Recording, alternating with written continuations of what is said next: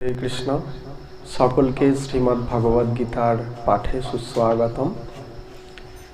তো আসুন আমরা শ্রীমদ্ ভগবদ গীতার প্রথম অধ্যায়ের 14 নম্বর শ্লোক ভীষণ গুরুত্বপূর্ণ, আমরা সেখানে আলোচনা করব। তো প্রথমে শ্লোক পাঠ।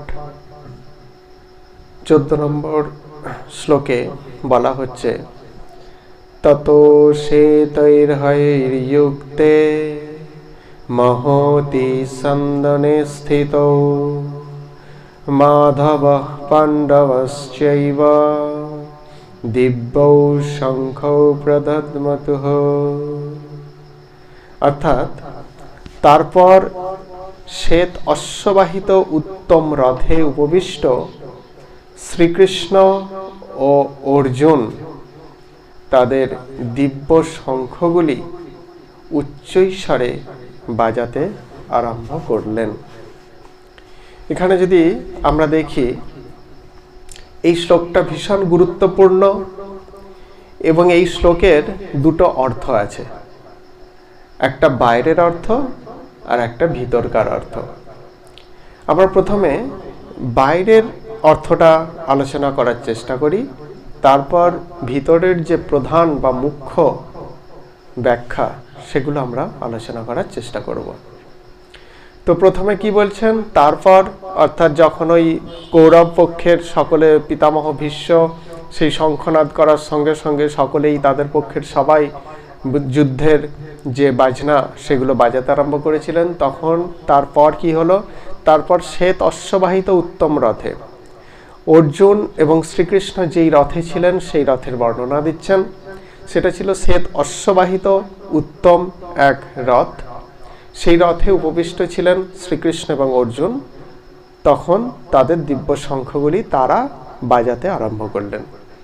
এখন শ্বেত অশ্ববাহিত অর্জুনের রথের যে নাম সেটা হচ্ছে কপিধ্বজ। তো সেইখানে যে শ্বেত অশ্ব ছিলেন অর্জুন কিভাবে লাভ করলেন? অর্জুন গন্ধর্ব চিত্ররথের কাছ থেকে 100 দিব্য ঘোড়া লাভ করেছিলেন। সেই ঘোড়াগুলোর বৈশিষ্ট্য এমনই ছিল যে অর্জুন যদি সেই ঘোড়াগুলোকে নিয়ে যুদ্ধক্ষেত্রে যায়, যদি বিপক্ষের অর্থাৎ প্রতিপক্ষের দ্বারা যদি কোনো একটি ঘোড়া মারা যায়, তাহলে অর্জুনের দলে 100টা ঘোড়াই থাকবে। কিন্তু প্রকৃতপক্ষে কি, একটা মারা গেল মানে 99টা থাকবে, আর একটা মারা গেল মানে 98 থাকবে। কিন্তু অর্জুনের ওই ঘোড়াগুলোর এমনই মাহাত্ম্য ছিল যে সেটা সবসময় 100 পূর্ণই থাকবে, যতগুলোই মেরে দিক না কেন। এটা একটা বর ছিল বা আশীর্বাদ ছিল। এবং অর্জুন কি করেছিলেন, সেই 100 ঘোড়ার মধ্যে 4টে বাছাই করা ঘোড়াকে নিয়ে তিনি রথের সঙ্গে সংযুক্ত করেছিলেন। এগুলোই হচ্ছে কি, এটা হচ্ছে অর্জুনের রথ। এবার তার যে রথ, সেই রথের নাম কি বললাম, কপিধ্বজ। সেই কপিধ্বজ রথটা তিনি কোথা থেকে কিভাবে পেয়েছিলেন? একবার শ্বেতকী রাজা ছিলেন, তিনি 12 বছর, দীর্ঘ 12টা বছর ধরে তিনি একটা যজ্ঞ করেছিলেন। সেই যজ্ঞে প্রচুর পরিমাণে ঘি আহুতি দেওয়া হয়েছিল। সেই ঘি সব গ্রহণ করেছিলেন কে? অগ্নিদেবতা। অগ্নিদেবতা সেই ঘি খেয়ে খেয়ে তার অগ্নিমন্দা রোগ অর্থাৎ অজীর্ণ রোগ দেখা দিয়েছিল। এত পরিমাণে তিনি ঘি খেয়েছিলেন। তখন তিনি কিছু উপায় না দেখে স্বর্গের যারা চিকিৎসক ছিলেন তারাও চিকিৎসা করেছেন, কিন্তু তাতেও কোনো সুরাহা হয়নি। সেই জন্য তিনি গিয়েছিলেন ব্রহ্মাজির কাছে, এবং ব্রহ্মাজি তাকে উপদেশ দিয়েছিলেন যে খাণ্ডব বন, তাকে যদি দগ্ধ করে সেখানকার ভেষজগুলো তুমি খেতে পারো, সেবন করতে পারো ওষুধ রূপে, তাহলে তোমার ভালো হয়ে যাবে সেই রোগ। কিন্তু খাণ্ডব বন ছিল দেবতাদের ভীষণ প্রিয়, তাকে দহন করতে দেবে কেন দেবতারা? তোমার হয়েছে, তুমি বোঝো। তো আমরা আমাদের এত প্রিয় উদ্যান বা বনকে কেন আমরা দগ্ধ করতে দেব?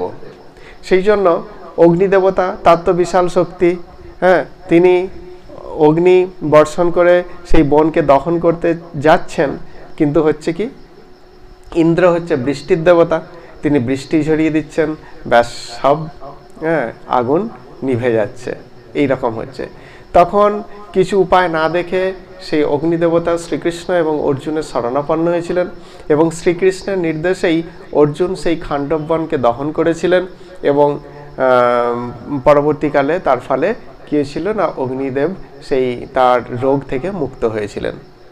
সেই জন্য খুশি হয়ে অগ্নিদেবতা সেই অগ্নির মতো তেজ বিশিষ্ট এই কপিধ্বজ যে রথ অর্জুনকে প্রদান করেছিলেন, যেই রথ ছিল যুদ্ধক্ষেত্রে সর্বদা অজেয়, অর্থাৎ সে কখনো পরাজিত হবে না, অপরাজেয় ছিল।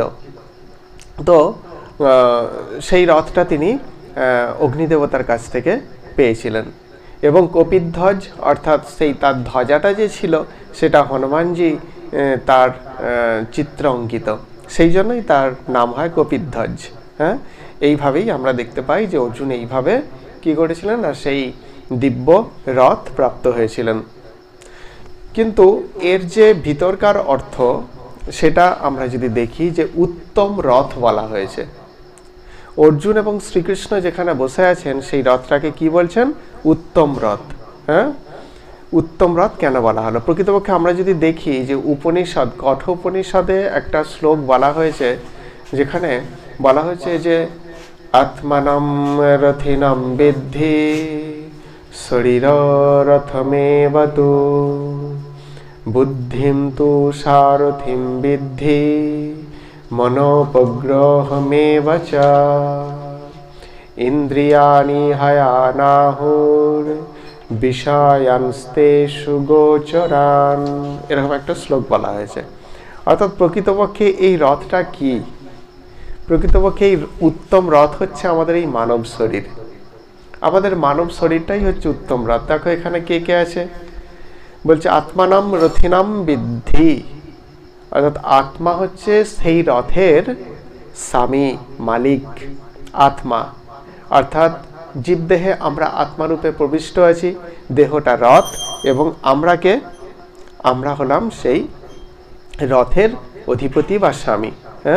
শরীরম রথমেবতু, অর্থাৎ শরীরটা হচ্ছে সেই রথ। বুদ্ধিম তু সারথিম বিদ্ধি, বুদ্ধি হচ্ছে আমাদের সারথি। আর কি, মন হচ্ছে প্রগ্রহমেবচ, মন হচ্ছে লাগাম।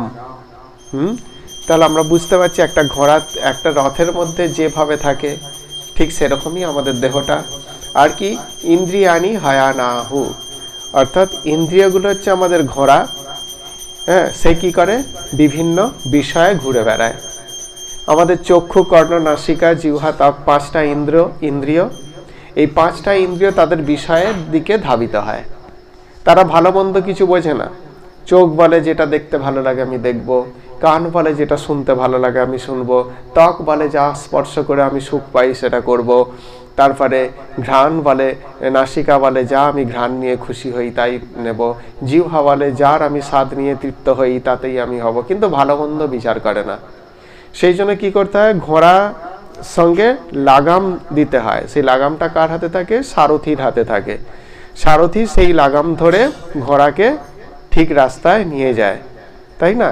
ঠিক সেই রকম আমাদের বুদ্ধিকে স্ট্রং রাখতে হয়।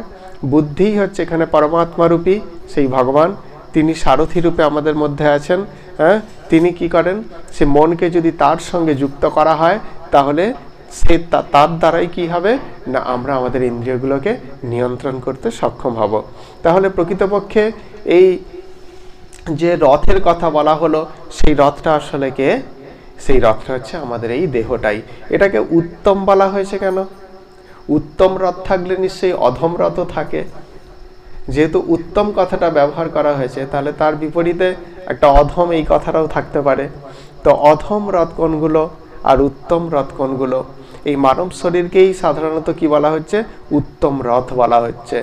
কারণ এই রথ অর্থাৎ এই দেহকে ধারণ করেই আমরা ধর্ম রক্ষা করতে পারি, ধর্মের জন্য লড়াই করতে পারি, ধর্মকে স্থাপন করার জন্য সংগ্রাম করতে পারি। তাহলে এখানে আমাদের লক্ষ্যটা কি হওয়া উচিত? এই যে আমরা উত্তম রথকে প্রাপ্ত হয়েছি, এর দ্বারা আমাদের কি করা উচিত? এর দ্বারা আমাদের ধর্ম রক্ষার জন্য সংগ্রাম বা যুদ্ধ করতে হয়। আমাদেরকে আমাদের মধ্যে ধর্মভাবকে জাগরিত করার জন্য সংগ্রাম করতে হয়। আমাদের সমাজে ধর্ম রক্ষার জন্য সংগ্রাম করতে হয়, কারণ প্রকৃত ধর্মই পারে সমাজে শান্তি শৃঙ্খলা প্রতিষ্ঠা করতে। শান্তির ধর্ম নাম দিলেই সেটা কিন্তু শান্তি হয়ে যায় না, কখনোই না। কারণ শান্তির ধর্ম বলে যারা তাদের ধর্মকে ইঙ্গিত করে বা প্রচার করে, তারা কিন্তু কখনোই শান্ত করতে জানে না। শান্তি ভাব কি সেটাই তারা জানে না। সংসারে হিংসাই তারা ছড়িয়ে দিচ্ছে, যেটা আমরা বর্তমান সমাজে দেখতে পাচ্ছি। সুতরাং প্রকৃতপক্ষে শান্তির ধর্ম নাম দিলেই যেমন তাদের ধর্মটা শান্তি হয়ে যায় না, এবং তাদের ধর্মটাও ধর্ম হয়ে যায় না, প্রকৃতপক্ষে সেটাই অধর্মের নামান্তর। তাহলে তার বিরুদ্ধে আমাদের সংগ্রাম করতে হবে, তাদেরকে প্রতিহত করতে হবে। সেই জন্যই অর্জুনকে শ্রীকৃষ্ণ কি করেছিলেন? অর্জুনকে শ্রীকৃষ্ণ এই ধর্ম রক্ষার জন্য যুদ্ধ করতে প্ররোচনা দিয়েছিলেন।